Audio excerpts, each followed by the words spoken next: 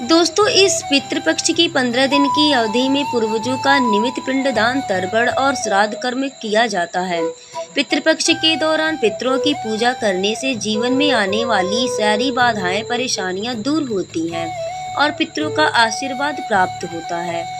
पितृपक्ष में अगर कोई जानवर या पक्षी आपके घर आए तो उसे भोजन जरूर कराना चाहिए। मान्यता है कि पूर्वज इन रूप में आपसे मिलने आते हैं। पितृपक्ष में पत्तल पर भोजन करें और ब्राह्मणों को भी पत्तल में भोजन कराएं, जिससे सभी लोगों को उनके पितरों का आशीर्वाद मिलने वाला है। हिंदू धर्म में पितृपक्ष अपने पितरों को समर्पित किया जाने वाला समय है। पितृपक्ष के दौरान कुछ खास बातें हैं जिन्हें ध्यान में रखना जरूरी होता है। तो दोस्तों, नंबर 1 है, पितृपक्ष में पशु पक्षियों को अन्न जल देने से विशेष लाभ होता है। इन्हें भोजन देने से पितृगण संतुष्ट होते हैं। और दोस्तों, विशेष बात तो ये है कि पितृपक्ष में अगर कौवा को भोजन कराया जाए तो वह विशेष पितृगण को मिलता है। तो दोस्तों, आइए हम दूसरे कार्य को जानते हैं। मान्यता है कि इन दिनों में यानी इन पितृपक्ष के 15 दिनों में अगर आपके घर पर दरवाजे पर आने वाले किसी भी जीव का, किसी भी मनुष्य का निरादर नहीं करना चाहिए। उन्हें किसी भी चीज का तकलीफ न दें और किसी भी वस्तु का दान करें और उन्हें भोजन कराएं, उनका आदर सम्मान करें। मित्रों, पितृपक्ष की तीसरी बातें हैं कि चना, मसूर, सरसों का साग, सत्तू, जीरा, मूली, काला नमक, लौकी, खीरा एवं बासी भोजन न खाएं। दोस्तों, पितृपक्ष के इन 15 दिनों में ये सभी चीजों का सेवन नहीं करना चाहिए। इन सारी बातों को ध्यान में रखना चाहिए। इन सारी चीजों के सेवन से बचना चाहिए। दोस्तों, पितृपक्ष की चौथी बातें हैं कि दोस्तों, पितृपक्ष का चौथा नियम है कि जो लोग पितृपक्ष में पितरों का श्राद्ध करते हैं उससे पितृपक्ष में ब्रह्मचर्य का पालन भी करना चाहिए। अपने खान पान के भोजन में मांस मछली को शामिल नहीं करना चाहिए, अर्थात सात्विक भोजन को ग्रहण करना चाहिए। तो मित्रों, पितृपक्ष के 5वें नंबर की जानकारी क्या है, आइए इसे भी हम जानते हैं। शास्त्रों के अनुसार बताया गया है कि प्रयागराज या बद्रीनाथ में श्राद्ध एवं पिंडदान श्राद्ध नहीं कर सकते तो आप अपने घर के आंगन में ही, अपने जमीन पर कहीं भी, मान लीजिए कि अगर घर में आंगन नहीं है तो अपने घर के किसी भी खुले भाग में, खुले स्थान पर, जमीन पर पिंडदान कर सकते हैं। परंतु दोस्तों, किसी और के घर के जमीन पर या किसी और के घर में नहीं करना चाहिए। दोस्तों, ये सब कार्य अपनी जन्मभूमि पर ही किया जाता है या फिर बनारस, गया जी और प्रयागराज, बद्रीनाथ, इन्हीं सब तीर्थ स्थलों पर करना चाहिए। तो मित्रों, पितृपक्ष के 6ठे नंबर का नियम क्या है, इसे भी जानते हैं। श्राद्ध एवं पिंडदान की क्रिया में काले तिल का बड़ा ही महत्व है। काले तिल को पिंडदान में जरूर शामिल करें। पिंडदान तर्पण क्रिया में लाल एवं सफेद तिल का इस्तेमाल नहीं करना चाहिए। दोस्तों, पिंडदान में काले तिल का ही उपयोग माना जाता है। आइए मित्रों, हम 7वें नंबर की भी जानकारी पाते हैं। पितृपक्ष के 7वें नंबर की क्या जानकारी है। दोस्तों, पितृपक्ष में कोई भी शुभ कार्य नहीं करें और कोई भी मांगलिक कार्य न करें, जैसे कि मुंडन, सगाई, गृह प्रवेश। इन सभी शुभ कार्यों को इन 15 दिनों के पितृपक्ष में नहीं करना चाहिए। तो दोस्तों, 8वें नंबर की जानकारी हम पाते हैं कि 8वें नंबर का पितृपक्ष का कौन सा कार्य है जिसे हमें नहीं करना चाहिए। दोस्तों, पितृपक्ष में भोजन करने वाले ब्राह्मण के लिए भी नियम है कि श्राद्ध का अन्न भोजन ग्रहण करने के बाद कुछ और न खाएं। दोस्तों, इस दिन श्राद्ध का भोजन करने के बाद ब्राह्मण अपने घर में भी भोजन न खाएं। तो दोस्तों, पितृपक्ष का वो 9वां नियम कौन सा है, आइए हम उस नियम को भी सुनते हैं। पितृपक्ष में श्राद्ध कर्म यानी पिंडदान के बाद लोहे के बर्तन में खाना नहीं पकाना चाहिए। ऐसा कार्य करने से बचें।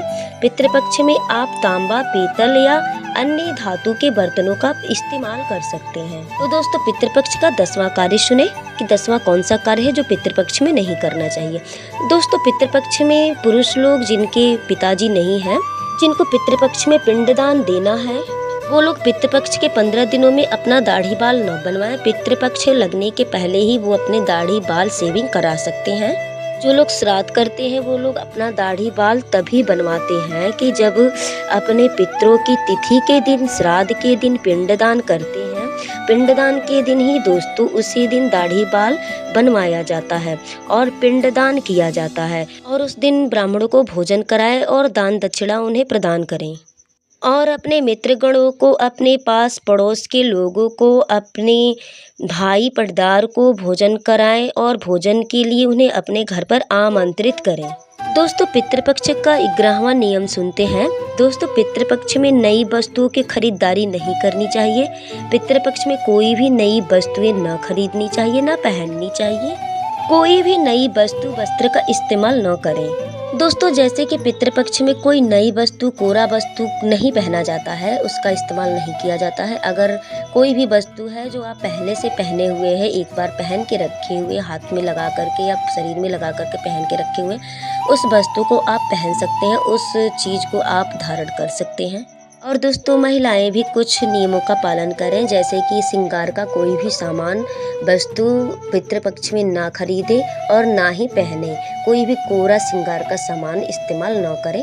जो भी श्रृंगार का सामान हो आप पहले से ही उसको पहन के लगा करके मतलब उसमें से रख सकते हैं।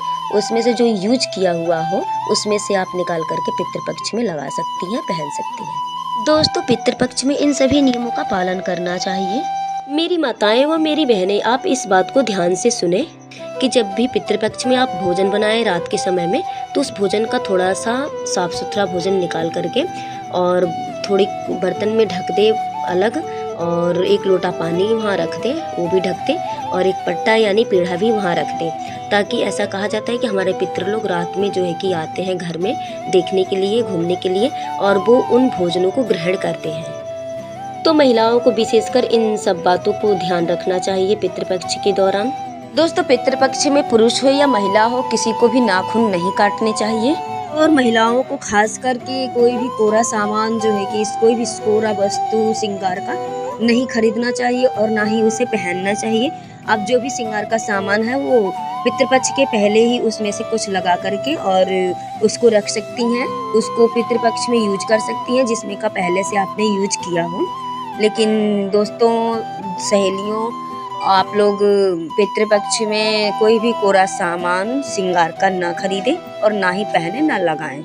दोस्तों हम आपको बता दें माताएं बहनें कि पितृपक्ष में के दौरान जो है कि कहीं जाया नहीं जाता है, मतलब अपना घर छोड़ करके पितृपक्ष में कहीं जाया नहीं जाता है। इस पक्ष को मतलब पवित्र माना जाता है कि मतलब जाने आने के लिए शुभ नहीं माना जाता है। ये पितरों के लिए ही जो है कि अर्पित है पितृपक्ष, और इस पितृपक्ष में कोई भी नया कार्य, शुभ कार्य, मांगलिक कार्य नहीं किया जाता है। मुंडन, विवाह, सगाई, समारोह, गृह प्रवेश, इन सभी कार्यों को पितृपक्ष में वर्जित माना जाता है।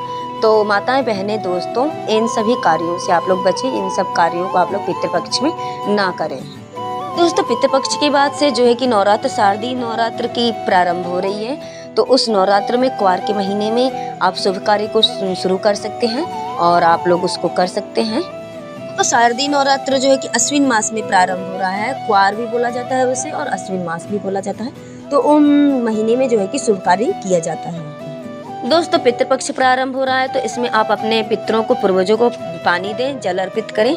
और उस जल को कहाँ देना है कि पीपल के वृक्ष के जड़ पे उस जल को देना है। वैसे तो माना जाता है कि पितृ लोगों का वासा पीपल के वृक्ष में दिन में 11:30 बजे से 12 साढ़े 12 के बीच तक होता है, परंतु जो है कि सुबह में ही पानी दे दिया जाता है, जल दे दिया जाता है पीपल के वृक्ष के जड़ पे, पितृ लोगों का नाम लेकर के, पितृ लोगों का पितृ गायत्री मंत्र पढ़ करके। दोस्तों हम आपको बता दें कि पितृपक्ष में जो जनेऊ धारण किए रहते हैं, जो जनेऊ पहने रहते हैं पुरुष लोग, उसको अपने पूर्वज के श्राद्ध के दिन, पूर्वज के तिथि पिंड दान के दिन उस जनेऊ को बदल देना चाहिए, नया जनेऊ धारण करना चाहिए, अर्थात नया जनेऊ पहने और उस पुराने जनेऊ को उतार करके कहीं रख देना चाहिए। तो जो पुरुष लोग श्राद्ध पिंड दान करते हैं अपने पूर्वजों का, उनकी तिथि पर जो है कि अपने बालों को, दाढ़ी को, मूंछ को छिलवा लेना चाहिए, सिर के बालों को। दोस्तों पितृपक्ष में अपने पितरों को जल कैसे दे, किन किन सामग्रियों से दे, मैं उन्हें बता रही हूँ, आप लोग सुने। दोस्तों पितृपक्ष में जो है कि सुबह में पीपल के वृक्ष के जड़ में जल दिया जाता है पितरों को। अर्थात दोस्तों थोड़ा चावल ले लें और काला तिल ले लें और पूसा ग्रास होता है, एक पूसा घास होता है जो हमारी वीडियो में आपको देखने को मिल रही है, यही घास है। और लेकर के और बाल्टी में जल लेकर के और लोटा लेकर के पीपल के वृक्ष के जड़ में जा कर के और अर्थात अपने हथेली पर इन सारी चीज़ों को रख करके और अपने जनेऊ को पकड़ करके एक हाथ से लोटे से जल गिराएं पितरों को और पितृ गायत्री मंत्र पढ़ें। और दोस्तों इसी प्रकार से इन्हीं सामग्रियों से अपने पितरों को, पूर्वजों को जल दिया जाता है, उन्हें जल अर्पित किया जाता है, वो लोग स्वीकार करते हैं। दोस्तों आप लोग वो ध्यान रखें कि जिस हथेली पे सारी चीज़ों को आप रखेंगे, सामग्री को रखेंगे, जनेऊ को पकड़ेंगे और दूसरे हाथ से उसी हथेली पे जल को गिराना है। और ऐसा करके मतलब गिराएं कि वो हथेली का जल जो है कि पीपल के जड़ पे जा कर के गिरे। ऐसा करने से आपके पूर्वजों को वो जल प्रदान होगा और आपके पूर्वज उससे प्रसन्न होंगे और आपको आशीर्वाद प्रदान करेंगे वो लोग। तो आप पितृपक्ष में कनागत में गायों को रोटी खिलाएं, कुत्तों को रोटी खिलाएं, कौओं को भोजन कराएं, पानी पिलाएं, चिड़ियों को, पक्षियों को भोजन कराएं, पानी पिलाएं और मित्रों मछलियों को आटे की गोलियां बना करके खिलाएं। दोस्तों इन सारे नियमों को, इन सारे उपायों को करने से आपके घर में पितृदोष लगा होगा तो उनसे निवारण मिलेगा। और दोस्तों जैसा कि आप जानते हैं कि जिस घर में पितृदोष लगा रहता है वहाँ वंश वृद्धि नहीं होती है, संतान की वृद्धि नहीं होती है, संतान की वृद्धि में हानि होती है। तो आप इन सभी उपायों को, नियमों को करें, इन सभी नियमों का पालन करें और पितृपक्ष में अपने पितरों को जल अर्पित करें, पिंडदान दें, श्राद्ध करें उनका और ब्राह्मणों को भोजन करा करके दान दक्षिणा उन्हें प्रदान करें। तो हमारी अगली वीडियो देखने के लिए आप हमारे वीडियो सेक्शन पे जाएं। वीडियो में बने रहने के लिए आप सभी का बहुत बहुत धन्यवाद।